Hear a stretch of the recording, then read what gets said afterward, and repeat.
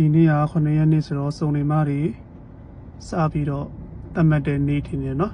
အဲ့ဒီမှာစုံကားတွေကိုသူတို့တွေ့လို့ရှိရင်ပညာပေးအနေနဲ့တားပြီးတော့ပြောဆိုပြီးတော့နေကြတယ်ပေါ့နော်ကျွန်တော်တို့အဲ့လိုပဲထင်ပါတယ်ခန္ဓာပြူတာတော့မတွေးမိဘူးဗျခန္ဓာပြူတာတော့မတွေးမိဘူးမော်လ် PK တွေနဲ့အရေးတွေရောဒီဟွာတွေရောအကုန်လုံးပညာပေးအနေနဲ့သူတို့ပြောဆိုနေကြတယ်ထင်ပါတယ်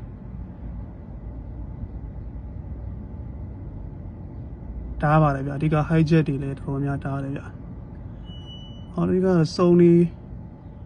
ဒီနေ့မားနေဖြစ်တဲ့အတွက်ကြောင့်မလို့စုံကားတွေအဓိကဖမ်းတာတွေ့ရတယ်ဗျစုံကားတွေအဓိကတားတာပေါ့နော်